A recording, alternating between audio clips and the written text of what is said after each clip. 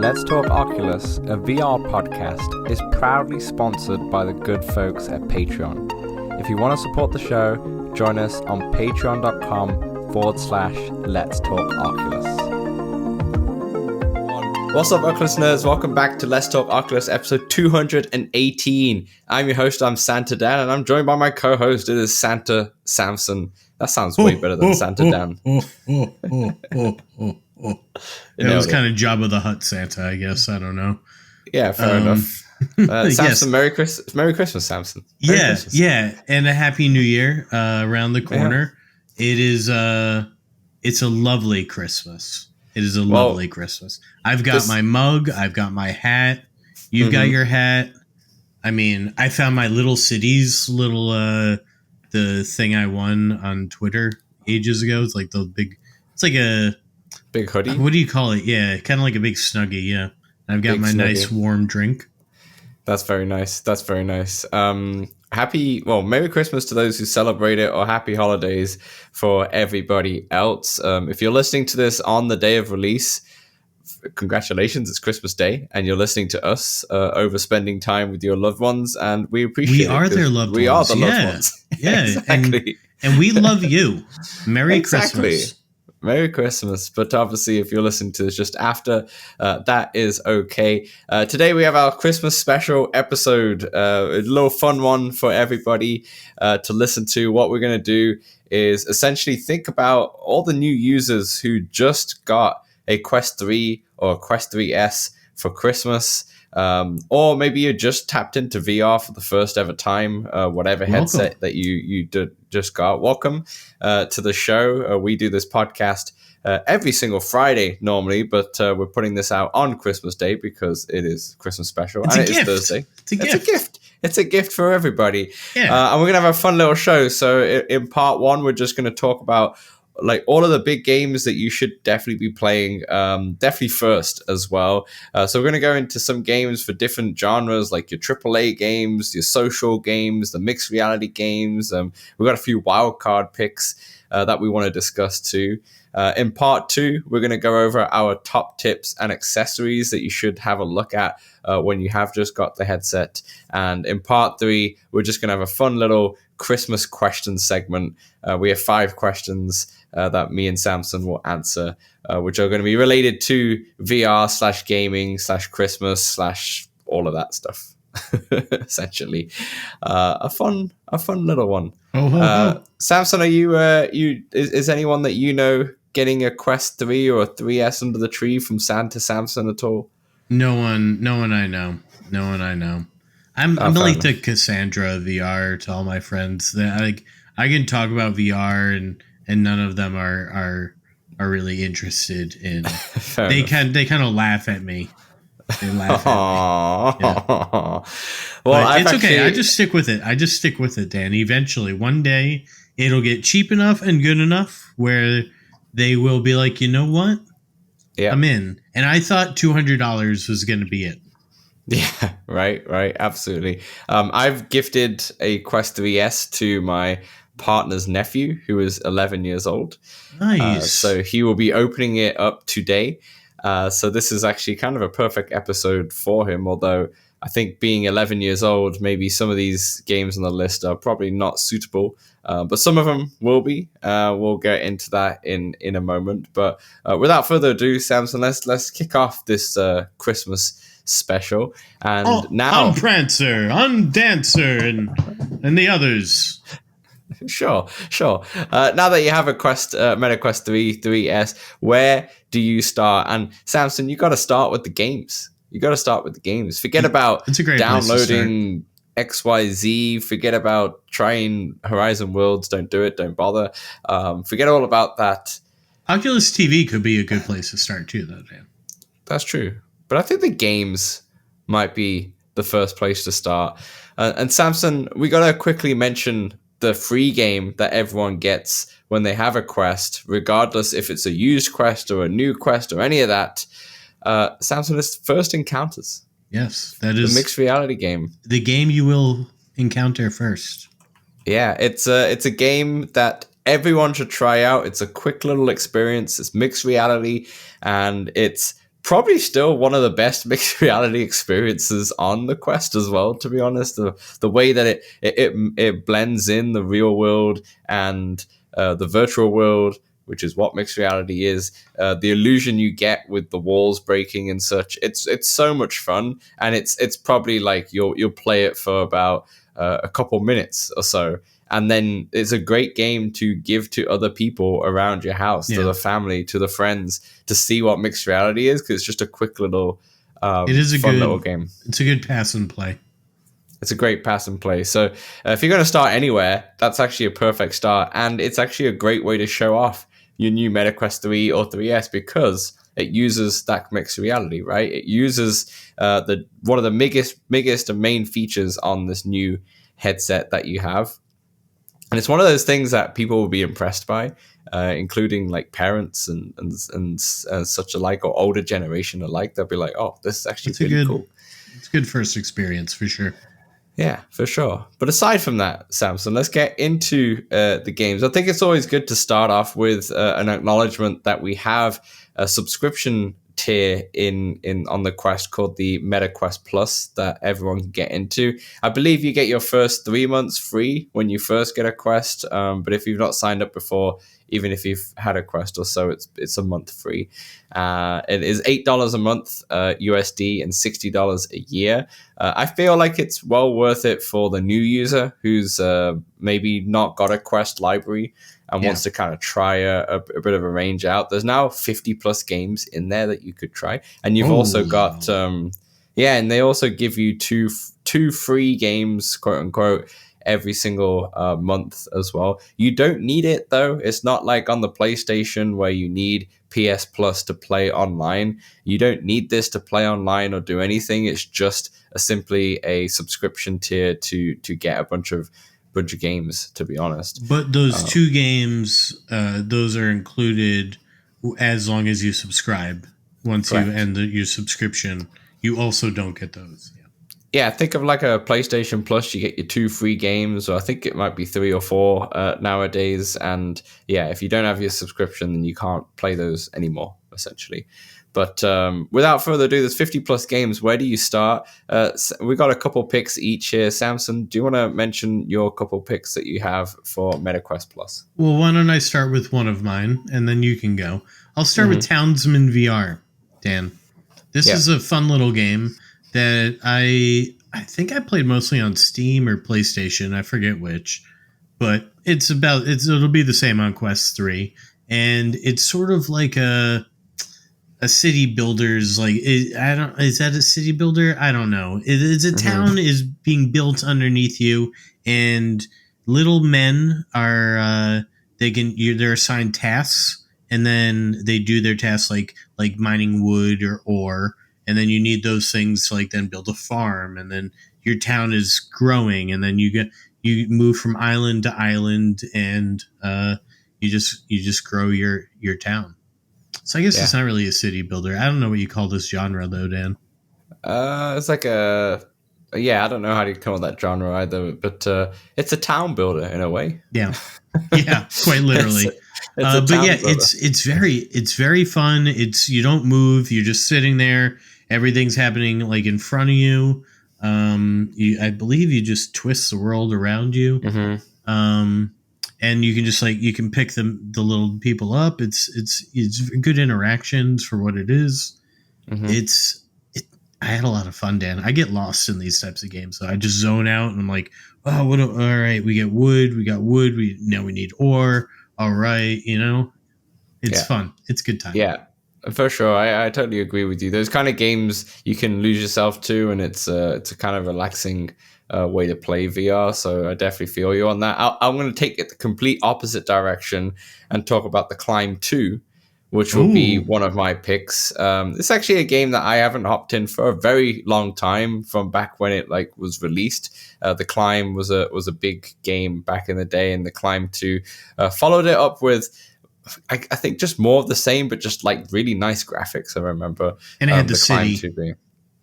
Right, exactly. The Climb 2 is a very fun game. It's obviously all about climbing, is what you can think, but it's actually a fun one to start off in VR because it's actually a physic that you're going to do quite a lot in VR games. Climbing is it's a very common one, but this one's dedicated to it. The environments are absolutely beautiful. There's like time trials where you have to get to a specific point really quickly. There's leaderboards and such like that.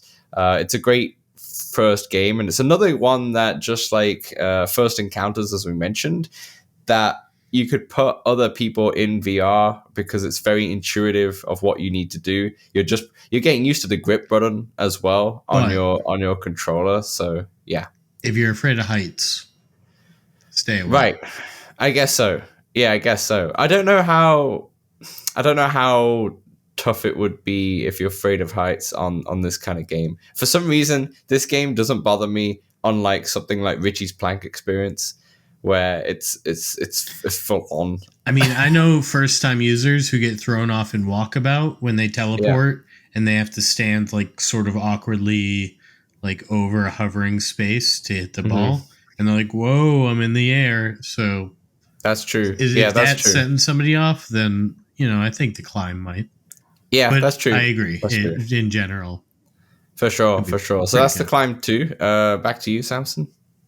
Yes, I went with another one of my old favorites that I used to play so much when I first got into VR, and that is Deisim, Deisim.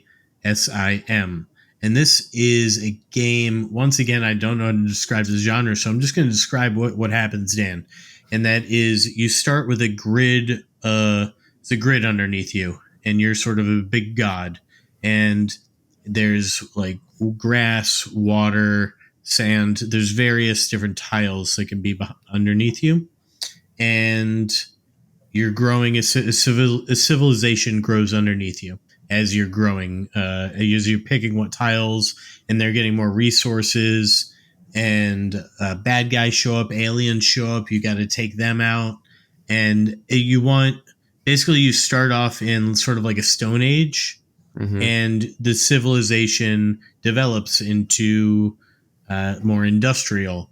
And then eventually you get to the future, or so I hear, as I've never actually made it all the way to the future world. It's like I always get, I can't make it, Dan. Because you got to figure out what resources you need, and then you got to, there's some strategy eventually. But you can just kind of have no strategy and mess around and have a blast in this one too. And I believe it has a mixed reality update, but I have not hopped in to this one, much like you in the Climb 2, in quite some time. But I did have a lot of fun, and I can only imagine it is even better now. Very, very good. I'm going to switch it up a little bit. We've had I would say the God Sims in a way. Maybe that's the genre. We've had the immersive VR. The next thing I want to mention is the Secret of Retropolis. Now, this is a different type of game. It's a VR narrative game, and it really sticks out because you got to, if you were to try and describe what I would say a flat screen equivalent of this would be, think of like a point and click adventure. But this one, because you're in VR, it feels more immersive, and it feels like you're watching a movie, but interacting, like an interactive movie in a way. And this one's one of my favorites for sure. There's different scenes. There's like I think there's two major parts to it. The second part is definitely more enjoyable, but it's a short game. It's a game that you could probably finish in like 45 minutes, probably, if that, to be honest. But it's very good. It's another one that a lot of people can play. There is a second one, so if you really like this one, definitely try out the second one if you want to. Yeah, for the sequel. But this is kind of set in like what would I say, like a 50s, 60s LA noir kind of aspect of it. That kind of feel. You're basically solving puzzles, solving mysteries. I can't remember if it's a murder mystery in this one, but there's something to do with like a kidnapping, right? It's been a while since I played this one as well. It's been a while. It's very fun. It's a beautiful hand drawn kind of environment. Good voice acting from what I remember. great voice acting, and just some fun little puzzles. Great characters, and a cool little plot, and it's got a nice little ending to it as well. So the Secret of Retropolis is definitely another pick of mine, and this is another great one because you can actually use hand tracking. So you could try this for the first time if you haven't used it before. Yeah, it has hand tracking in there, so you can use the controllers, which is how I played it, but they do have a hand tracking option now, and you could just use your hands. You could put those controllers away, save those AA batteries, and just use your hands, which is the magic in itself. Beautiful. Okay, so there are MetaQuest Plus picks that you can definitely get into for free, because you'll have the free trial and such. So let's get straight into the next phase here, and that's AAA games. AAA games. Now, Samson, there's not many AAA games on Quest, to be honest, and it depends on how you define AAA. To be honest with you, like, some of the games that you think are indie games are kind of more on a AAA section. Some of the games that you think are AAA are more on the indie, so it's kind of confusing. But there are some obvious ones in there. And I want to start off here, Samson, saying that the obvious one, because most of you who will get a Quest will get this for free. For those of you who have got like either a used Quest and such, yeah, I do believe so. I could maybe you can fact check that, Samson, whilst I'm talking about this. But Batman Arkham Shadow is the one. This is by far the best game on Quest in terms of like a complete VR title. There's no getting better at this game. If you're going to pick one game to play in VR, this is the one, and you're going to get the full experience in VR. If you played any of the Arkham games in the past, you're going to absolutely love this because it fits right in, and it honestly, I think it's better than the Arkham Knight, which is the third one in the franchise. This is a fantastic game. Like I said, that it has the Arkham style, right? So it has that art style. It has the same kind of characters that, you know, you're in that Arkham world.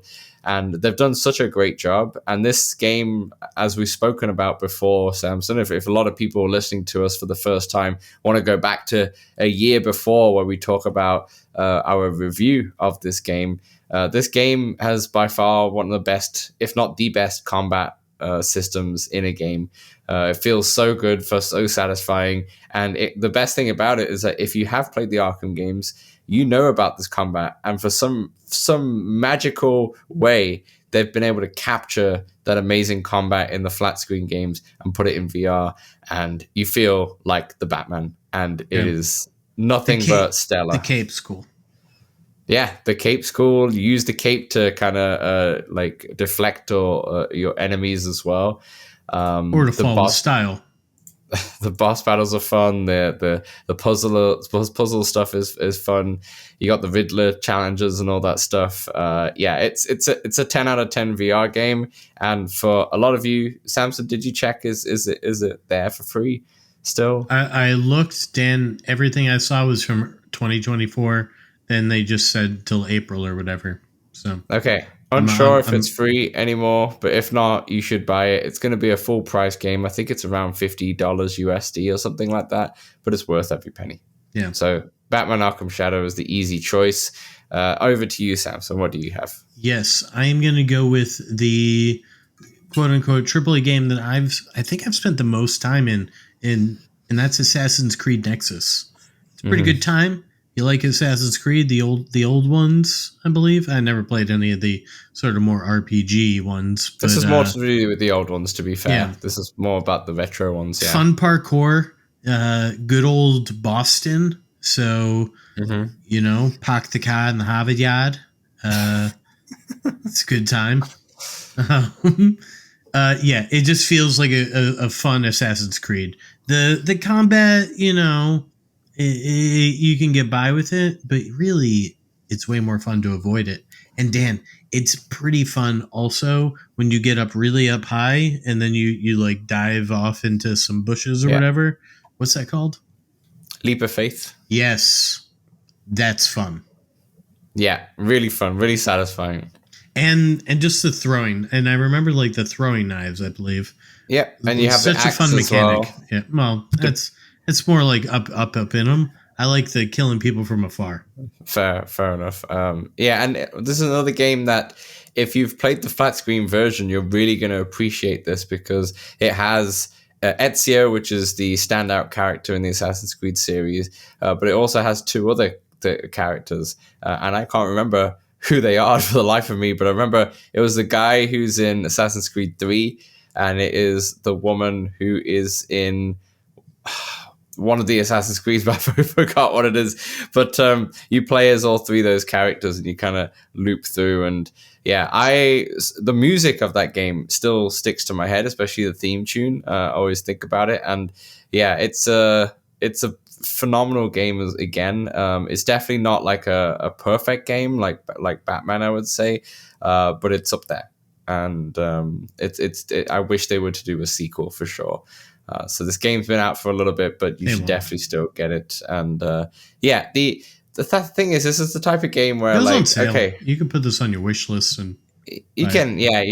And the combat, yes, the combat is not that great, but I tell you what is good. Getting your hidden blade and doing those stealth kills are still really satisfying. Yeah, really, really satisfying. So yeah, great pick.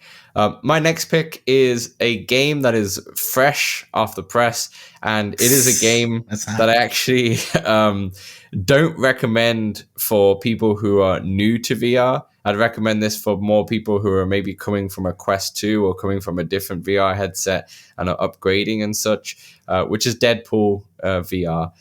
It's a really, really, really, really, really fun game, to be honest. But the reason why I don't recommend it for newbies is because it's a very intense game. Even as someone like me who has played VR for quite a while now, like a good hour or so, and I'm pretty exhausted playing this game. So I can't even imagine newbies. Like my partner's nephew, who's obviously 11. The first thing I was thinking, I was like, oh, Deadpool. He'll absolutely love Deadpool. But then I was like, actually, it's going to be way too intense for him now. I hear the children. Needs his VR legs. I hear the children don't get as VR sick, or interesting. Doesn't affect them as bad. Yeah, fair enough. Yeah, I could say like Deadpool, you should probably get. You're definitely way too young for it, but whatever. And but just play it in bursts. But let's be honest, they're not really going to play. He's heard some fucking swears, I bet.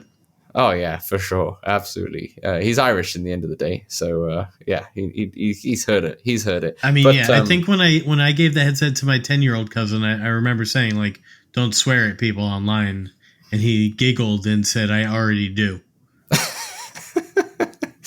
Can't do nothing but laugh at that, to be honest.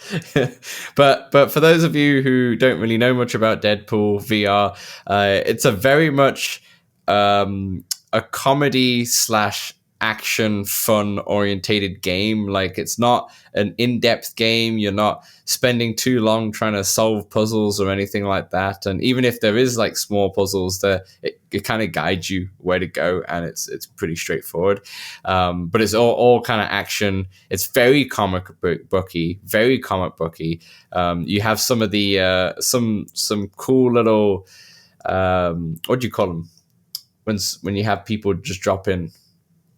Sam, help me here. What do you call it when the people just drop into like a movie and they make like cameo appearances? That's what I'm trying to say. You were nowhere near me there. No, I have no idea what you meant. There's cameos in there as well, which is really fun for comic book lovers, Deadpool lovers alike. But even if you're not into Deadpool, but just kind of like the humor could kind of be on your kind of radar, shall we say, like the humor in the Deadpool movies, if you like any of that stuff or you find that funny, or if you just watch a trailer, you probably see that the humor is about.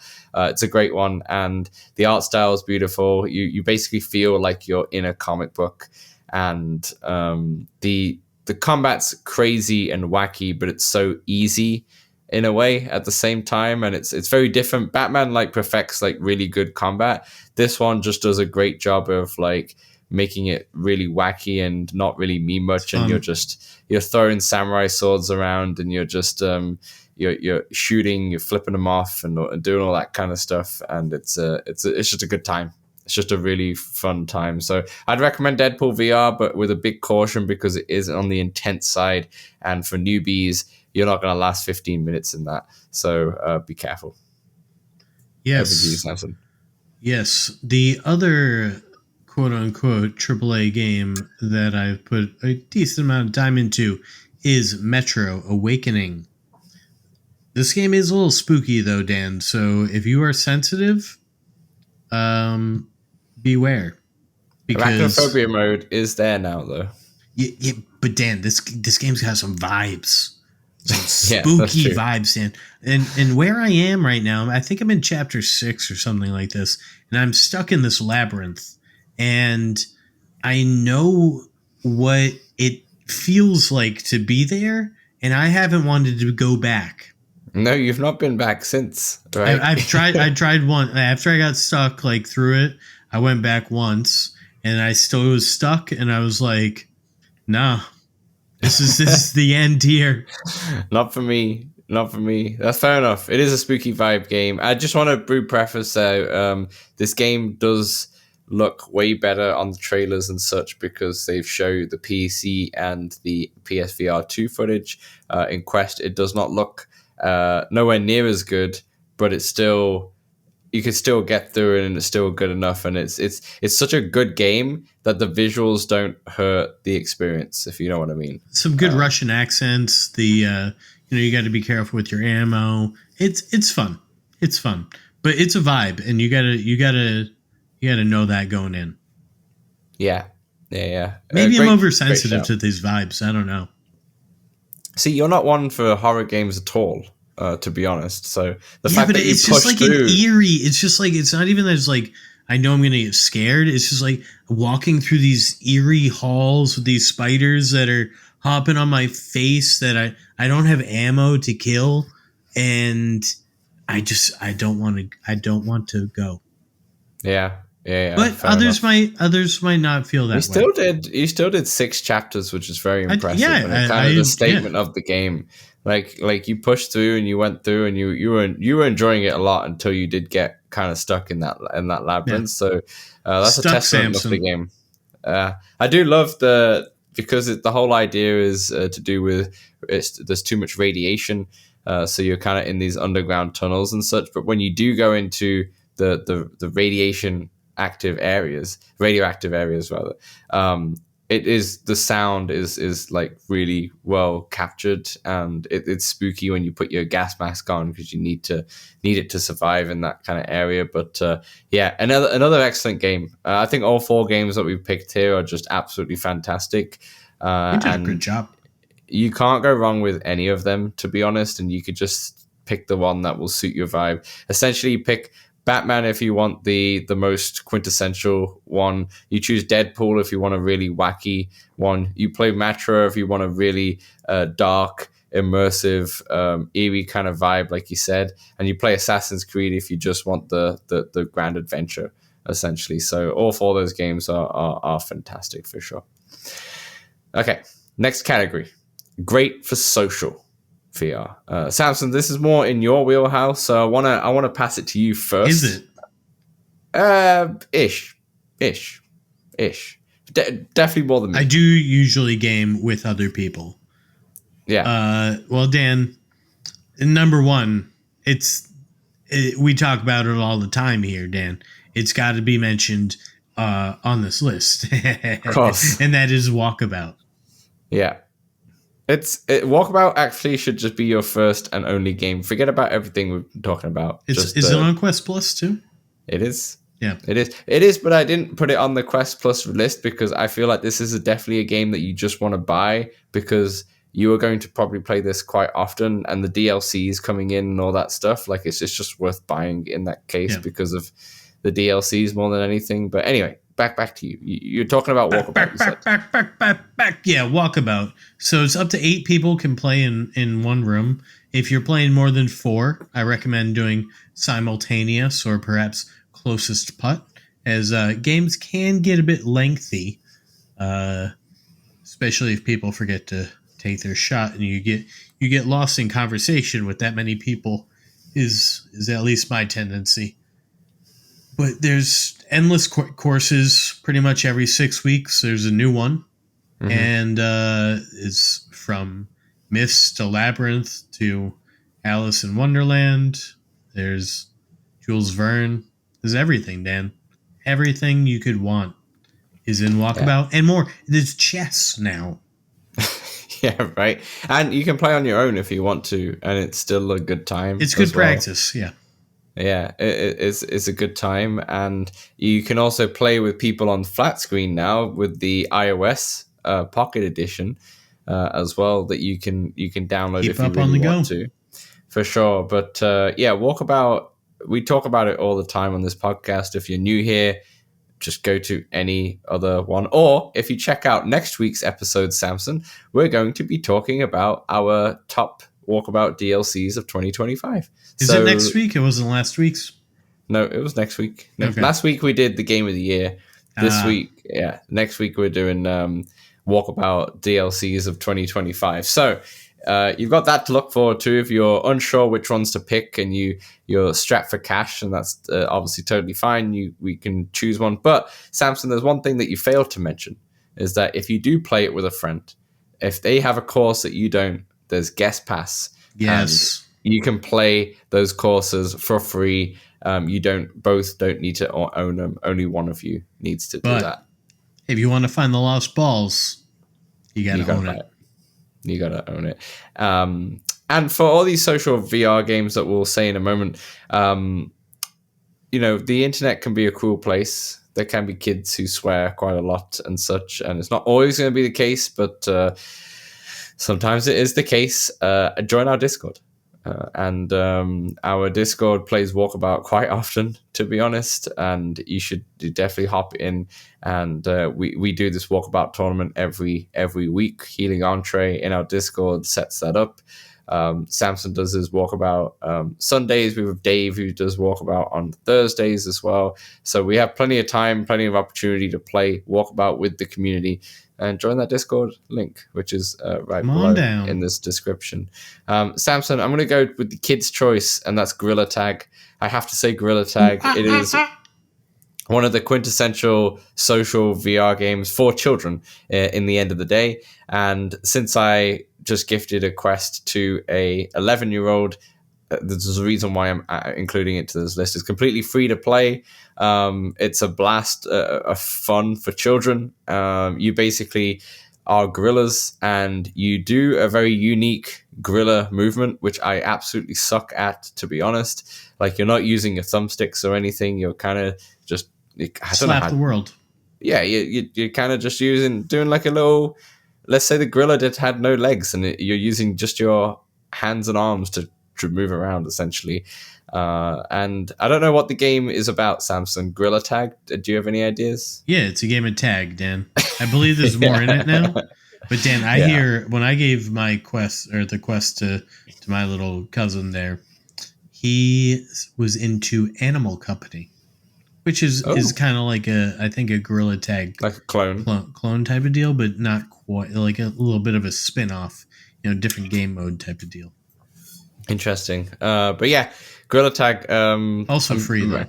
Recommended it for the kids, and there's lots of clones out there, but if you type in Gorilla Tag, it'll be the first one, unless the quest store fails you, but you can experience that in your own time. Over to you, Samson. Yeah, Dan, I wouldn't normally recommend an early access game, but I've had some good fun in Forefront thus far without like people I know, or at least with just like one other person I know, and then like some randoms. All the interactions I've had out there have been kind of fun. Medics out there like, "Don't die on me, brother." People really just LARPing in this game. So I've had a good amount of fun. It's 16 on 16 maps, and you're split up into squads of 4, and you can always talk to or spawn on your squad mates. And then there is what's it called when you can hear the people near you, Dan? Voice chat, but proximity chat. Yeah, yes. There's proximity chat as well. and it's kind of like a Battlefield clone. You've got your medic, your engineer, your assault, your recon, Hmm. and I think I forgot one, but I believe there's 6. And then you level them all up. You can unlock things for your guns. You unlock new guns, better weapons, etc. But honestly, it's pretty fun, even with the base weapons. Even though I imagine as time goes on, most people who play consistently will have better weapons, and then you really just get spanked around. But yeah, it's still fun. It's still fun to Yeah, lose. and Honestly, I've it had is fun in in, all my losses. like you said, it is an early access, so it's still like a little bit rough around the edges. It's still not super polished or anything. But I think if you wanted a The super frame rate's way polished, better though than the alpha. yeah. But as someone new into that, they might have no idea, right, when they're coming into it. But there's just something to definitely note. There are early access games in there. It's clear to speak on. It's clear to show, sorry, when you're on the store that it is an early access game. But if you're liking a little bit of that, but want a more polished game in that same kind of front, Breach's 5-on-5 tactical shooter. Is that the same? Yeah, you kind of nailed it. Yeah. Damn, You say it all the time. They got snowball fights now. Update In Breaches right now. Yeah. Breaches is a game that is like a Rainbow Six Siege kind of equivalent on the Quest, and it's been out for a little while now. It's done by the same people who Triangle do Factory. Forefront, and yeah, exactly. And it is super polished and actually plays really, really well. And there's kind of no notes on it, to be honest, at this point. It's a super polished game, and it's just living there. And they've now moved on to Forefront, which is the Battlefield. I do think the Breachers online might not be as friendly as the Forefront, at least in my experience. Fair enough. So that's just another one just to piggyback on there. But my other pick actually was Among Us 3D.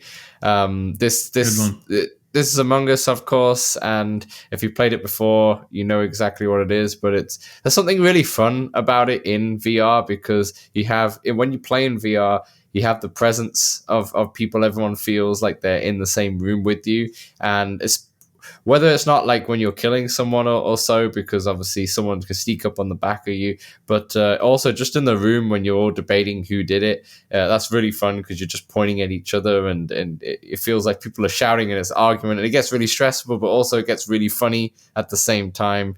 And you can play this with your flat screen counterparts. There is Among Us 3D, that they can play on Steam or on their PC or so. But they also got Among Us 2D, which doesn't work with this. So just keep in mind, you've got the 2D one, you got the 3D. 3D is the one that's in first person, and that is the one that works with VR as well. But this game is just really fun. It's Among Us is like really, really good. And if you've not played it before, obviously it's 10 times better playing it with a group of people that you know. Another thing, just to ping us in the Discord, and I'm sure there's a few people who would be wanting to play some Among Us over the holidays. Beautiful. It's fun. Samson, that is great for social. Moving on to our next category, mixed reality games to check out. I'll start off with this one with the one of the latest mixed reality games is Little Critters. Little Critters Is the game. This is essentially a tower defense game, but it uses the whole room. You can map your whole room when you're like setting up your room for mixed reality, which is something that it will just prompt you to do. And actually, it's really easy. You just look around your room and it will just scan your room, and then it's done. But these little critters are little like monsters who. There's different types. There's small ones, there's big ones, there's big grunts, there's ones that fly, etc., etc.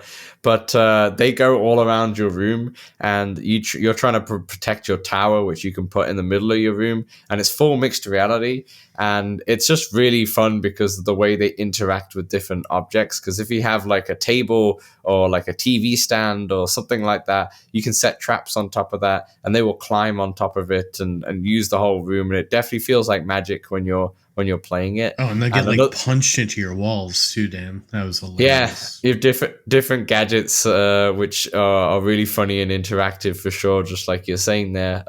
There's little pies as well that get splattered across, and they drip down your walls, and it's just really, really fun. And it's a really good tower defense game that uses the full immersion of mixed reality, which is not every game. A lot of games actually just are just in pass-through in a way, but there are a few that really use the full immersion. Immersive mixed reality, as Samson likes to call it. First Encounters, the one that's free, as we mentioned at the top of the show, that one's very similar. Little Critters is definitely something to play as well. Over to you, Samson. Yes. Well, I too will start with a bit of an immersive one. That's Laser Dance. Mm-hmm. And what you do in Laser Dance is you set up 2 buttons on either side of your room, and then lasers appear, and you've got to go from button to button through various levels. There's currently 3 different types of lasers. Red static lasers, yellow lasers that move, and blue lasers that turn on and off. And it is also in early access, and there'll be a 4th laser when it fully releases. Right now it's only $10, and if you really rush through it, you could probably get through it, I think, in probably 30, 45 minutes. But there's some challenge modes. I think there's 4 different challenges right now. And it's a good time, but you do have to be able to move.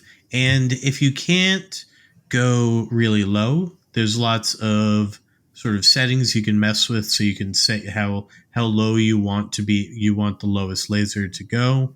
Mm-hmm. And you can set sort of your shoulder width, things like this. Yeah. I think this might be just like how Batman is like the ultimate Quest 3 game. I think this might be the ultimate mixed reality game, to be honest. Yeah, it's so special. You definitely need some open space. So if you're in an apartment, it might be a bit difficult depending on how your apartment's laid out, but like myself. But if you're in a house, it should be quite straightforward to set up because of like the open space and like a living room and such. But yeah, like you said, Samson, I think this is one, like, I'm trying to put together like a little list that I'll do when I've gifted the my partner's nephew this quest, and Laser Dance is definitely one of the first ones on the list, because you just got to get them meta gift cards now for every holiday. Yeah. I'm thinking of just like maybe I just set it all up and just like use his mother's email and just set it all up and download like 5 or 6 games that I think he's going to really like in there.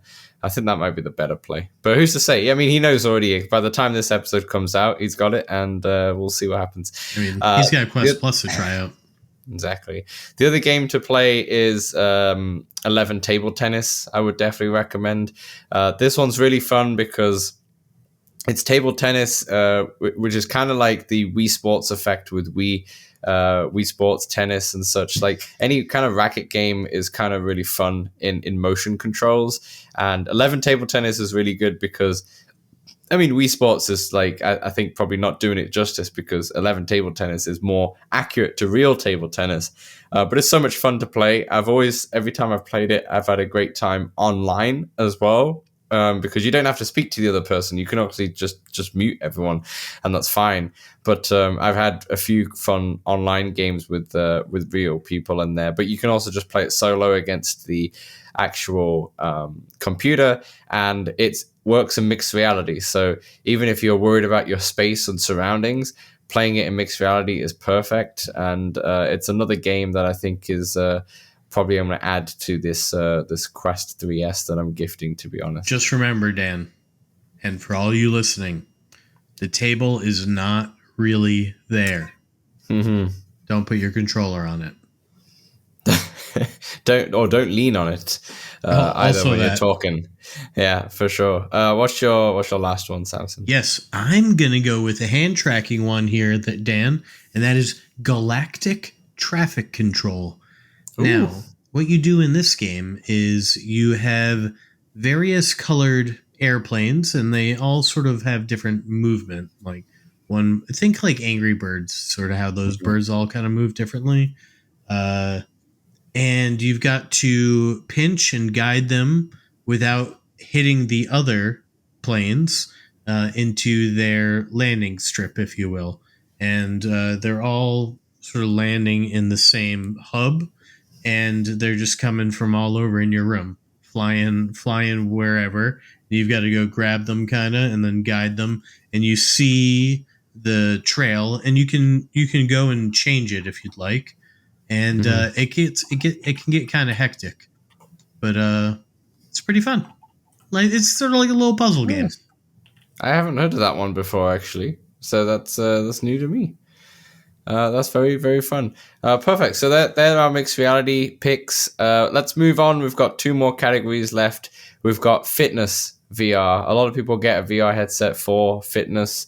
I think this is a category that I can omit for my partner's nephew here. But Samson, I'm gonna probably let you start on this one. Fitness VR. What is your first pick? Fitness burger in my mouth. Nom nom nom nom nom nom. I'd go with Synthriders, Stan. I've probably burnt the most amount of calories in VR in Synthriders. It is a rhythm game. You've got 2 orbs, and you've got to match these orbs with the orbs coming at you. Yeah, good luck. That's it on the surface level right there. It's so immersive. Lots of good music. Yeah, lots of great music, great DLCs. It's Gorillaz, Muse, The Offspring. Oh yeah, Offspring. There's a good amount of Bruno Mars songs. Who's the violinist? Lindsay Sterling. Yeah, I really like that one. There's a League of Legends DLC, and Kendrick Lamar. Kendrick, yeah, I forgot about that one too. And a good amount of experiences. So every so often there's it's like a unique sort of, you're going through the song in a unique world. It sort of tells a story, if you will. And there's, I think, 5 or 6 of those at this point. They're all pretty good. Barbie is one of them. I do remember that one. Very, very pink. That one's very pink. Yeah. It's very cool. Synthriders. It's great. It's got multiplayer as well. I believe, shout out to friends of the show, Rough Talk VR. They usually do a Workout Wednesday with their community, and they often play Synthriders. And it's received consistent updates, Dan. Still out there, getting more music. It is, and custom tracks. So many custom tracks. But you probably want to start with the what's on official. There. Yeah. Agreed. And just to follow that up, Beatsaber is you have to get it. Like I don't really play Beatsaber often anymore, but I did when I first got the Quest. A Beatsaber essentially is the 1-to-1 of having like a Guitar Hero or a Rock Band in VR, and obviously the Guitar Hero and Rock Band are kind of dying arts of games. They don't really exist anymore, but Beat Saber is definitely, I think, the most popular VR game by far. So it's definitely not a dying art at all, and it has a lot of good songs in there. You essentially got 2 lightsabers, and you're using them to chop different colored blocks as they're coming towards you. And there's so much more. You're dodging through different platforms. The multiplayer is really fun. You're playing up to 4 people, and it's just leaderboards, but you get to see them and such. And it's a good time. I used to enjoy playing. There's no mics, no, but I used to enjoy playing the multiplayer against randoms, to be honest. But it has a campaign as well. The Synthriders in the multiplayer, much like Walkabout, if you don't own them, but the host owns them, you can still play them. Fair. Got it. I don't think that's the case in Beat Saber, to be honest. I don't think it's the case. But a lot of good songs in there as well. They also have like Kendrick Lamar. They have Linkin Park. They have Billie Eilish. Yep. Yeah, pretty sure they have Deadmau5. They have quite a lot of popular artists in there. Skrillex, we covered that. Yeah, 200 episodes or so ago. yeah, episode 15. A lot of good songs of Beat Saber. You can't really go wrong. It's probably it is the number 1 game on VR platforms. Over to you, Samson. Yes, I'm gonna cheat, Dan, because that's what I do in these. And I'm going with all of the boxing titles. They're all extreme workouts, and really, I'm gonna go with the three: Thrill of the Fight / Thrill of the Fight 2, Mutant Boxing League, and Knockout League. Knockout League is most similar to Punch Out. Think of that, where you're more like timing based and trying to learn what the other opponent's doing. Whereas I feel like Mutant Boxing League and Thrill of the Fight are more like they're still arcadey, but more sim based, right? Where you're sort of more in a boxing match as opposed to all just the timing. Mutant Boxing League, I didn't play too extensively. These boxing games, Dan, they throw. I'm not in the shape for them. Like Well, I'm sore immediately. Playing? Like I play like one round. I'm like, wow, I need a break already. Like, how come I can do so much Synthrider? I don't think I know how to punch. You remember how the people commented in your video, like, this guy, he doesn't know how to punch? That must be me, and I do it improperly, and I'm going to hurt myself if I spend too much time, but they're pretty fun. Like, and Knockout League also has a mixed reality mode. Oh, cool. Yeah, so it's Thrill of the Fight as well. Yes. At least the first one. Although the second one hasn't been reviewed second one does too. The second one hasn't been reviewed well. Apparently, the second one is very, very difficult. So maybe wait on the Thrill of the Fight 2 until it gets a few more updates. But the Thrill of the Fight 1 is an excellent boxing game. I'm going to go to an actual fitness game now that we've mentioned non-fitness games, but they are kind of like fitness related because of the amount of motion. I'm going to say Les Mills Bodycombat. That's going to be my number one fitness VR pick. There are a lot of good fitness-centric VR games out there. If you're in North America, Supernatural is excellent. If you're not in North America, you're in everywhere else, FitXR is an excellent title as well. But the reason why I'm going to Les Mills Bodycombat is because it's available everywhere. It's a one-time price as well. It's not a subscription. Works in mixed reality, which is great, and in regular. And they have a good range of movements and a good range of exercises in there. The knee strikes are really fun. Yeah. And it's just a really good fitness game. And there is multiplayer and there's like social fitness if you wanted to do it with other people. I do think the multiplayer is like asynchronous from my memory. Yeah, you're right. Actually, yeah. Like I can play with you, but I'm not actually at the same time. It's more like you've done your score and you're kind of in there as well. But yeah, just an excellent VR fitness title, which involves boxing, involves kicking, knees. I did spend some time with that one. It's fun. It's good. Yeah. It's probably my favorite one out of the lot if you were just to like the all-round package, because it is just a one-time fee and that's all. I think if you're talking subscription, I did really like Supernatural, but that is only in North America, at least for now. So yeah, that's our fitness VR ones. And Samson, our last category is WildCard Picks. So you won't guess one of my wild cards, Dan. Whoa. Yeah. Whoa, it's a wild it's card. Wild. I want to mention a draw 4. Yeah. I want to mention a quick wild card pick because you mentioned a bunch of boxing games. One you didn't mention was Creed Rise to Glory. Creed Rise to Glory is a fantastic boxing game, and I think it's the one that I'd actually recommend over Thrill of the Fight and such for a lot of newbies. And the reason being is because of it's got the art style, it's got the actual real life characters like Rocky Balboa, Creed. It's got a bunch of the characters from the Rocky films in there as well, and it plays really well. It's more like an arcade boxing game because it has some like power-ups and such, but it's a really fun game, and it has a bit of a story mode as well, and they've really improved it it's got the stamina though. I think that was a big complaint. Yeah, they do have the stamina, but no, now you can play it without stamina. So you used to have like a stamina wheel that you had to kind of manage as you were boxing, but you can play. There is a certain game mode which you don't need that, and the stamina is just your actual self. So they have when they first came out with it, it's definitely a game that wasn't as good as Thrill of the Fight at all. But they've updated it so much, and it's come to a game that's actually just a really good arcadey boxing title. And I actually would recommend that one as a first one to try for sure. It's a fun one to as a like a new.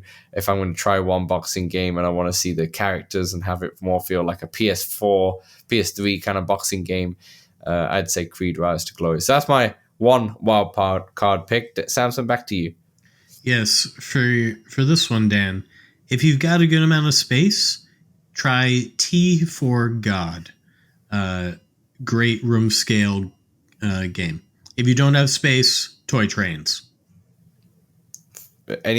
What is T for God though? Well, why should they try it? Like, what do you do? What do you do? You got to describe the game. Yeah. T for God's a pretty tough one to describe, Dan. It's I guess it would be described as a roguelike. You're in this sort of futuristic world filled with robots of sorts, and you've got to walk around your play space. You'll be sort of circling and doubling back, but if your play space is big enough, you'll feel like you'll be walking in totally new places. You'll be going around corners, and I don't really know much about the story, Dan, but that's pretty much the gameplay. Yeah, so it sounds like the whole gimmick is that you are walking around physically but also in the digital world. Yeah.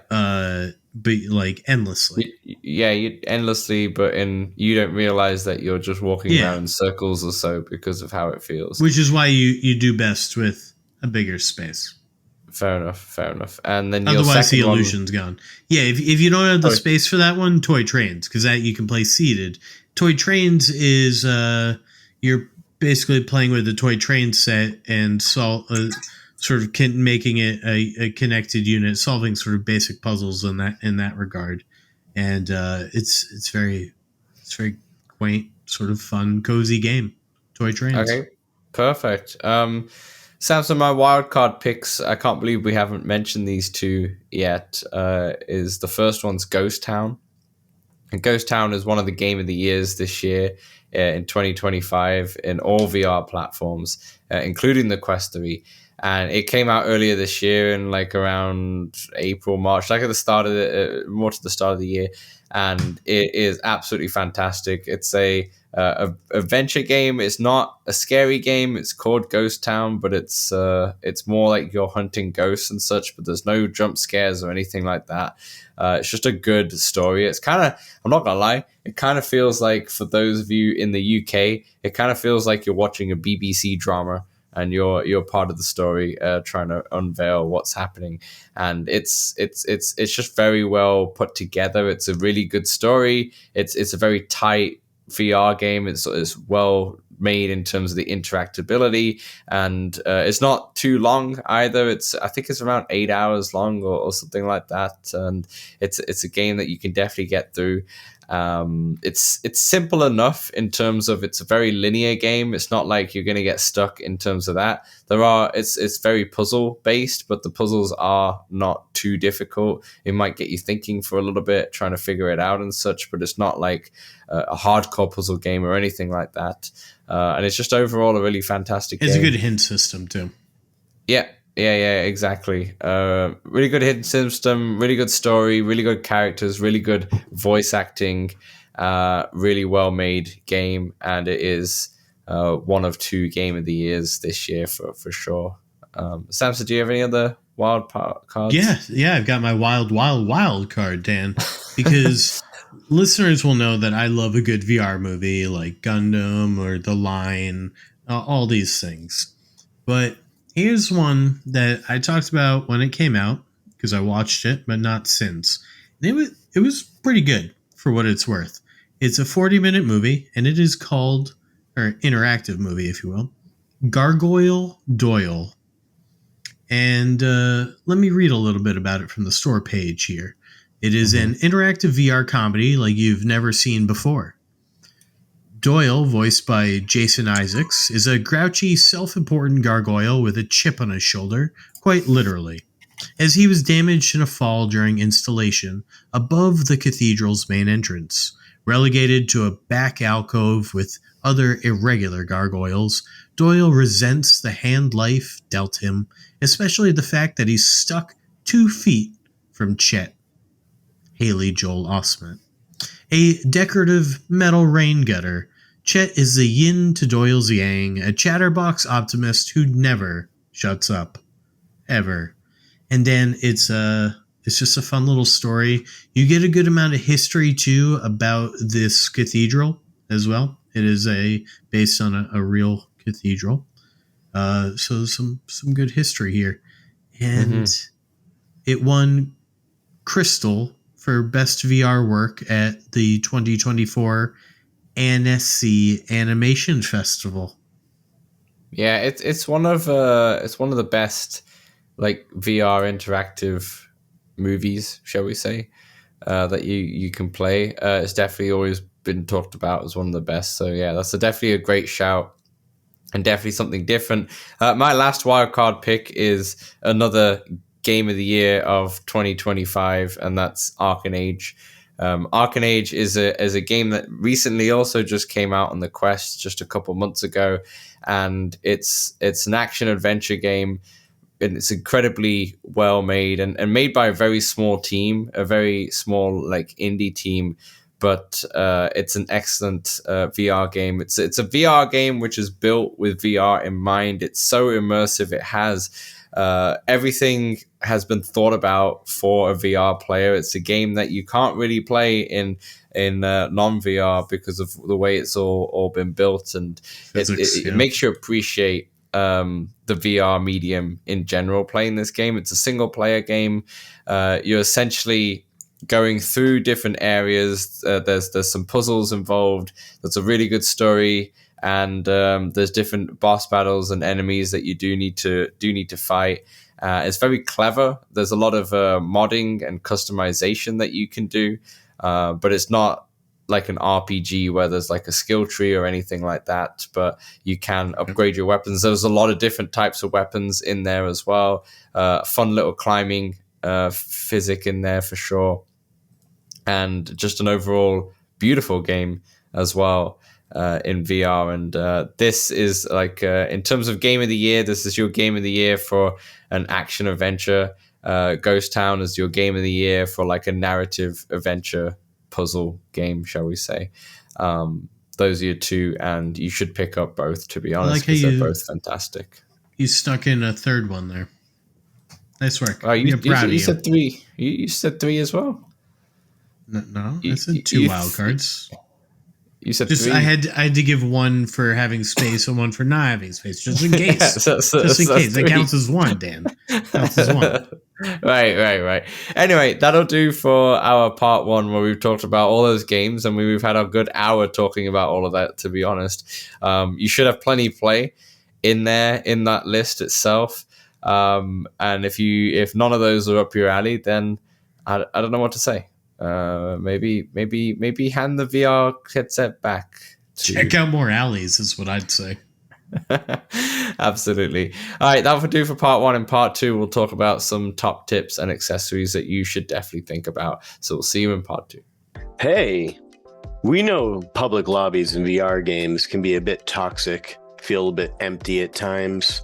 That's why we created the Let's Talk Oculus Discord, a friendly community that you can join for multiplayer meetups, general VR chat, the game, and chat about VR, fitness motivation, and there's even a very impressive 3D printing channel.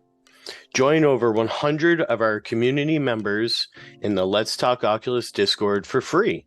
The link is right in the description. All right, welcome back to part two in our Christmas special. We just talked about all of the games you should definitely pick up when you've just bought a Quest 3, or just gifted a Quest 3 rather. In part two, now we're going to talk about some top tips and accessories, a much shorter part than what we just went into there. So let's talk about top tips, Samson, that you would probably recommend for a beginner or a Quest 3/3S owner, a new Quest 3/3S owner? Do you have any top tips that you wanted to share? Top tips. I've got some top tips, Dan. Start slow. Really, just start slow. It's normal to feel weird after leaving VR. The first bunch of times, I can't even put a number to it, but it feels like leaving a movie theater during the daytime. It feels a little weird. You're like, whoa, what's going on here? I do recommend avoiding joystick movement, or at least like heavy joystick movement off the bat. And really plan to play in shorter bursts. So for like a week or two at least, maybe even a month. I happen to naturally do this with the Quest 1 and Beatsaber, because Quest 1 was a little uncomfortable and Beatsaber was all I had. So I wasn't really moving too much. I was just playing Beatsaber every now and again. So I think those would be really my tips. Start slow. It's okay to, like, if you feel weird, to just hop out and try again the next day.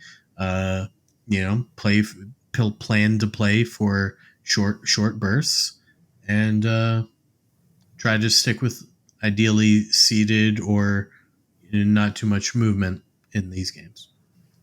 Yeah, and on top of that, I'd say listen to the comfort settings that are in the Quest Store. If Deadpool VR says intense, then maybe you shouldn't play it until you get used to VR a little bit more. And also make use of the accessibility settings. It's okay to put tunneling on when you're moving, or try snap turning rather than smooth turning. I'm a big snap turner, and I'm a big teleporter. Sometimes I like it. At times. Yeah. I like the snap turning more than teleport, to be honest. I normally switch it up a little bit, but teleports would be instead of like smooth movement. Smooth movement, I guess, yeah. And then you got smooth turning, and I guess a snap turning. I always prefer snap, just because it's just less motion sick and easier for me to kind of orientate, just looking straight in my room as well. But yeah, that's good options.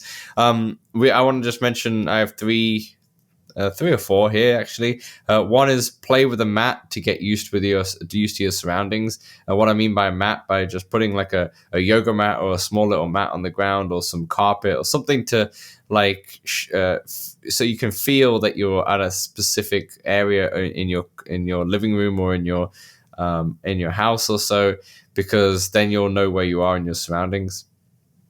Trust me, it works when you feel something, especially when you're playing fitness VR. 100%, you should definitely put a yoga mat down. I do usually, use a mat. I almost should have put that in accessories, but that's all right. I got you. Play sports games in mixed reality if possible, because if they have it, because then you are going to be better with your surroundings again. Use QuestStoreDB.com. That's QuestStoreDB.com to look for sales history. You can see the whole Quest store in there, and it will tell you all the different sales that are currently on, and it's much easier to navigate than the actual Quest store. And also, when you click on a game, it'll tell you the sales history, so you can see when it last went on sale, when it dropped the most and such. It's really handy for that, because there's sales that go along for the whole year. In fact, right now there's probably a sale on. I'm guessing, I don't know, but I'm assuming there's always sales on. Black Friday is always the best sale in terms of percentage drops, is what I've seen, which is obviously at the end of November. But in general, the sales across the year, but you can just check. And, if there's a game that you really want and you realize that it's full price, just check the history, and it might be like, oh, there might be a sale in spring or something, and it might drop by 30% or something. So QuestStoreDB.com, that's what I'd recommend. And then also, I think as mentioned, online, some people are awful. And if it feels worse in VR when you're on multiplayer with random people and they're not that great, and because you have the sense of presence. So definitely, just jump out of those games or join our Discord for come on down, friendly people. to play with, which is the link is in the description as mentioned. Okay, there are top tips. Let's talk about accessories. I actually don't use many accessories, Samson, to be honest, but I'll talk about one of the ones that I use all the time. So you'll have a soft head strap when you first get the Quest. Definitely the jock strap. Definitely try and upgrade that with a hard strap if you can, just so it's more comfortable to wear. And you don't have to go crazy. The one I have is called Zyber, and it's on Amazon, and it's super cheap. But it works really well, and I've had a lot of these head straps been sent to me for different companies, and that is the one that I ended up going with the most. You can get like official Quest ones, which are really good, but they're more on the expensive side. But the Zyber strap, honestly, is pretty solid. Yeah, over to you, Samson. Yes, the knuckle grips, Dan, because I love to be able to feel like I let go of the controllers, like open my hands, but still have the controllers connected to me and not let go. So some sort of knuckle grip, which is a knuckle strap that goes over the outside of your hand. I use the Meta ones, but there are, I believe, AMVR makes them, and probably a few other companies as well. Yeah, absolutely. And it kind of, I mean, yeah, the knuckle straps itself, I don't think you can really go wrong in the ones that you can buy. They kind of all kind of serve the same purpose, but it just depends on the feel, the material that's kind of used, which is what you'd prefer more than anything. But just check out reviews and such, or you can always try and return them for most of the time. The facial interface that comes with the Quest is actually totally fine. In my opinion, I have changed the facial interface. The one that I use is a open facial interface that Samsung uses as well, that you can get from the MetaQuest site directly. I really like this because it's a bit more breathable with the eye holes being open, and also you do have a little bit of extra, because you can see left and right a little bit more. Now, one could say you'll be less immersed that way. You could be right, but to be honest, I'm so used to it now that I actually just focus solely on the game, and it doesn't really bother me anymore. Right, it only affects me if I'm playing beneath a direct light, because there'll be like a reflection or something like that. Or sometimes if I'm in my living room and I'm playing Walkabout, and I'll turn and I'll catch like the fire will be going, and I'll catch like a glimpse of that. I'm like, whoa. But not usually. Usually I can even zone through, like, those things eventually don't bother me. Yeah, I totally agree. And so in the end of the day, the facial interface, I don't think you need to bother changing unless you really want to be honest, in my opinion. Yeah, I wouldn't call it a necessary one. I don't necessarily think any of the accessories are necessary. One of my buddies, Marcel, I got him the Quest 3, and he just uses the jock strap. He doesn't mind it. So there are people out there who don't mind it. My uncle still has it, I believe, and he doesn't mind it either. Yeah. So, yeah, I think it is... I guess it depends on how much you play, to be honest. I think if you play quite a bit or play often, I think you would like one. But yeah, I don't know. Maybe it's also something that you just get used to, and I didn't really give it the time of day because of the Quest 2s. So anywho, who's to say? Dan, speaking of this, I'm going to go with the head strap, because I do like the Halo strap myself. It is hard to figure out like what the best head strap is for the average consumer, right? I'm blessed to have tried many different headsets, many different head straps, and I love the Halo strap. That's what brings me the most comfort. But some people don't really like it, and some people like the Elite strap, things like this. But I also like these head straps that have extra battery power. Yeah. Something to think about. Power user. Speaking of batteries, Samsung, the next accessory is AA batteries. Get like a big multi-pack of AA batteries. They're always on sale around like this time, or rechargeable ones. But I have like a big drawer full of AA batteries, and you need one per Quest controller, and obviously they come with one, but definitely get stock up on your AA batteries. And speaking on charging as well, on your Quest, I would recommend to find a way to keep it charged at all times, because then you'll just use it more when there's never worse feeling where you pick up the headset and it's dead. I've had that with my like Steam Deck. The amount of times recently, actually, I picked up my Steam Deck. That thing drains. It's dead, and I'm like, oh no, yeah, it does drain. And when you got it fully off and such, and it still does drain. So find a way to keep it charged. You don't need to get a dock. There are some docks out there. The official dock is really expensive. But what I've done is I've just set it up on my bookshelf, and I've just had the charger, like the cable just there. And I've kind of wrapped it so it can stay there. And then I just plug it in, plug it out, plug it in. And it's absolutely fine. So find a way to keep it charged. Any other accessories, Samson, before we wrap up this part? No, I think we did it. I will shout out the also the globular cluster facial interface. That's a pretty good one too. Very, very good. All right, sweet. That it will do for part 2. Part 3, we'll just talk about some fun Xmas questions to kind of wrap up the show. So we'll see you in part 3. Petey, okay. I guess I didn't really need those questions, but hey ho, we've got 5 questions, and we'll just get through it real quick here. So, ready to go? Yep. 3. Are these 2, from Future Proof? These are from me. I just made them up on the spot. 3, 2, 1. All right, welcome back to part 3 of our Xmas special.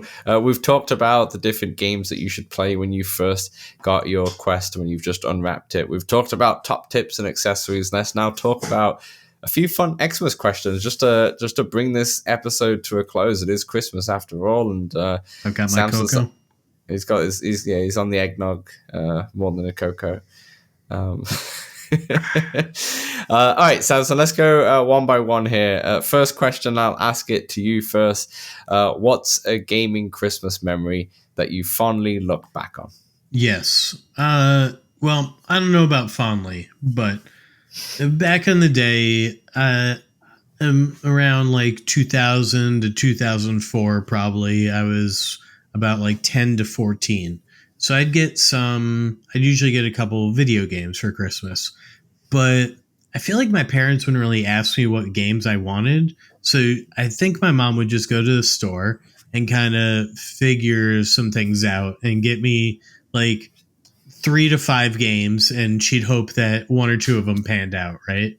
Mm-hmm. And for some reason, this one year, it must have been 2002, because that's when this game came out. I got Zapper One Wicked Cricket, and the game cover just really stood out to me, and I remember thinking, I don't know anything about this. I don't really want to play it too much, and I don't think I really did. I think I played all the other games I had. I was probably still playing Grand Theft Auto 3 that came out like the year before, right? Mm-hmm. Probably mostly, and I had a buddy I played a lot of Madden with, so I was probably playing like Madden 02 or something like this. But yeah, Zapper One Wicked Cricket. I remember I got it, and I remember avoiding it, and I remember thinking, this was one of the rare misses, Mom. This was one of the rare misses.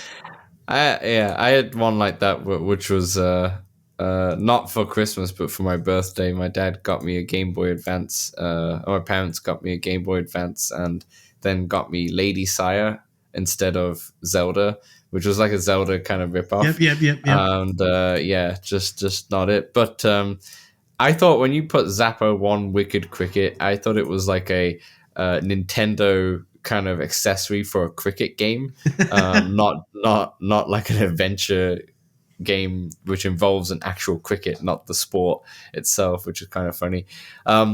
My memory would be definitely, I think, when we got the Nintendo Wii. That was our first ever Nintendo console that we actually bought, because we've always been like PS1 or Xbox or so, and yeah, when we got the Nintendo Wii, it was kind of special because everyone, as everyone probably knows, with the Wii, like everyone got involved on Christmas Day, like not just me and my sister who got gifted it, and we got really fortunate to get it as well because we got it on launch that Christmas, and it was notoriously so difficult to get it on launch. Yeah. And we got a German version, basically. I don't know how my dad got it, but it was a German version. It had the wrong power outlet as well, but it would work in English, so it'd be just fine. Sounds like you got it in a back alley. Yeah, just off the back of a truck or something. But Wii Sports is such a special game. It's such a special time in gaming history, and we had so much fun with it. I remember playing, like, everyone went to bed, and me and my dad would stay up and played all the sports, and I think the baseball one was the one that we liked the most when we played together. But then with everyone else, bowling was the best one, right? When it comes to everybody in general. I like golf, though. I like golf. Yeah, tennis was wicked as well. Although I hated when I played my cousin because he figured out how to just flick the wrist and kind of cheat the system. But I think bowling was the one for everybody. I remember even my like grandma and grandparents getting involved and such, and it's a good time. Never to be done since. Never done before. But that gotta get one again. Like $100 or something. They are, yeah, they are. You can actually get like you can get a sensor bar for the Steam Deck and play your Wii games through Dolphin with the sensor bar. It's like it's like $30 on Amazon, and it works with Dolphin. And then if you get a Wiimote and such, it all works and such. Which is pretty. I'd rather have an original. I know, it just and then I seems can like play GameCube games effort. too, Dan. Yeah. Samson, what is the next question? The next question is: over the holidays, do you have any VR-centric plans? I really want to finish off a few games, so I want to finish like for Ghost Town, Deadpool, and Thief VR. I'm like fairly close to getting there, and those are the games that I just need to like top off, if you know what I mean. Just like top off. Arken Age, I don't think so. We'll see. It's a much bigger game than all three of those. I think, at least it feels like it, but we'll see. I don't know if I won't have my Quest when I'm in the UK. So everyone listening, I'm currently in the UK, but I fly back next Monday and I have the whole week off. So I should finish at least 2 of those games. So I just want to tick them off. I hope so. Essentially, tick you them off. What about? Oh, okay. Just tick them off. Yeah. That's what I heard. Well, Dan, I don't really have that many VR-centric plans, but I am going to a holiday party with some family members the week before Christmas, so the week before this, and I plan to bring my Quest along. I don't know how much gaming will happen, but I'm going to be prepared. And other than that, I hope to just catch up on some things as well, and share some good Walkabout times. I hope I get in some Walkabout. Oh, for sure. Some Holiday Hideaway. Oh, beautiful. Well, and some Alice. Let's talk. We got 2 more questions here. Let's do some non-gaming questions. Samson, what is your perfect Christmas dinner? Dan, I love Christmas, Thanksgiving too. Like you can really combine them because I love mashed potatoes. And then just give me some sort of meat, be it a ham or a turkey, something like this, and then something green, some broccoli, some asparagus or a green bean, and for dessert maybe a pie with some ice cream, something like this. My partner made a wonderful flan for Thanksgiving. So that was pretty good. What's a flan? Flan? It's like a I don't know how to describe. Is it like a pie? Is it a cake? Is it a what's a flan? Oh, it's like a creme brulee kind of thing. Like a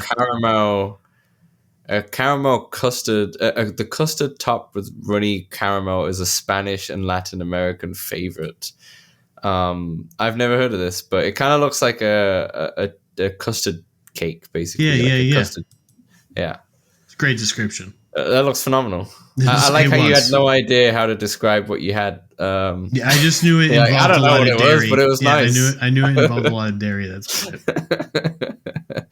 I like the idea of that. Mine will be the classic turkey roast potato. We never have mashed potatoes at Christmas. We're always a roast potatoes family. We have mashed potatoes maybe like around Easter or so, but roast potatoes, pigs in blankets. Do you know what they are? Yeah, dude. Those are fantastic. They don't really know what they are in Canada, so I just want to double check. Yeah, they're basically sausages wrapped up in bacon. If you have the veggie version or the vegan version, it's called pigs in duvets because it's like a vegan kind of sausage wrapped up in puff pastry. Yeah. So I would call those pigs in blankets, but the other one, I guess I'd call it bacon wrapped pig, but I don't know.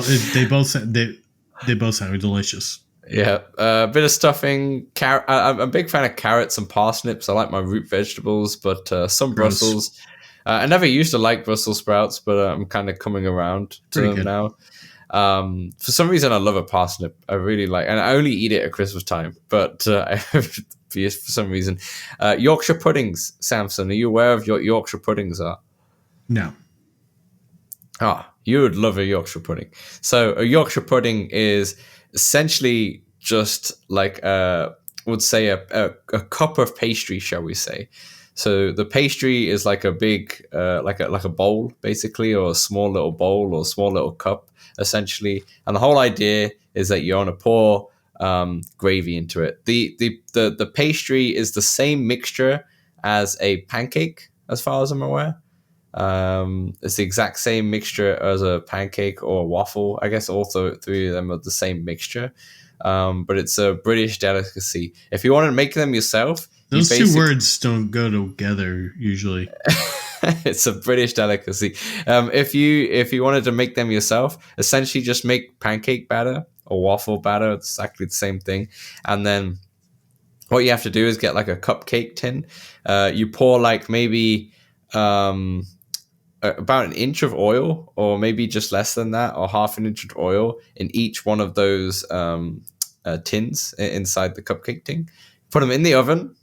You let it get real hot, okay? And then as soon as it comes out, you pour the pancake batter in all of those tins, and then you put it back in for like 10 minutes. It comes out, they blow up, and it's freaking phenomenal. And then you pour gravy all over it. Kind of like how you Americans like your pancakes for breakfast with pancake syrup or whatever you do that's not maple syrup, because you're absolutely gross. What's pancake syrup?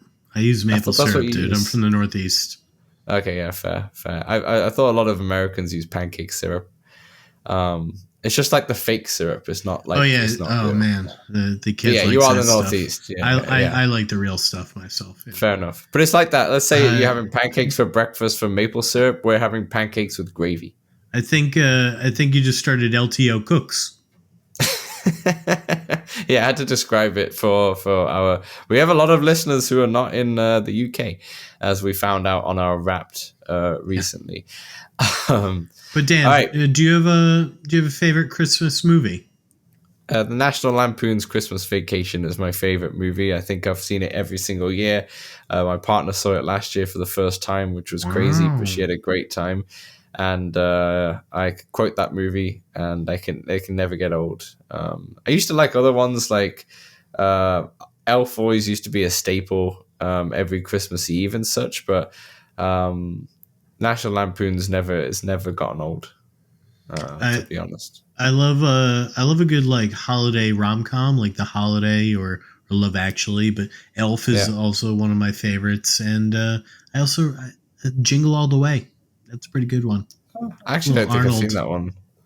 I don't think I've seen that one. But speaking of people like Arnold, Die Hard is phenomenal, and well worth there as a Christmas movie, a Christmas night movie. You know, where like most of the kids are gone to bed and all that stuff, and you're like, all right, let's stick on some Die Hard, for sure. The Muppets Christmas Carol is fantastic. Oh, that's great. Yeah. Yeah, there's a lot of good Christmas Carol movies, to be honest, renditions. Like the classic original one and the Jim Carrey animated one's really good as well. But the Muppets one's fantastic as well. But yeah, Samson, that is it. That is our show. Fucking Christmas. Yeah, Merry Christmas, Happy Holidays to everybody. Thanks for sticking by us this year and listening to us. I don't know if many of you will listen to it on Christmas Day, but definitely on the Boxing Day or the weeks to come. And then welcome to all the new listeners as well. If you're new to this podcast and you've never heard us before, and you've made it this far. This is us. This is us. We do this every week. We don't really miss a week, to be honest. That hardly ever happens. So definitely join us for a fun little 2026 next week, which will technically be next year. When you're listening to the next podcast, it will be 2026, and we will be talking about the Walkabout DLCs in 2025, which is a fun one. We have a lot of fun shows coming up. But thanks to everyone listening. Thanks to everyone watching. I've been Dan. He's been Samson. And we'll see you next year. Ho, ho, ho.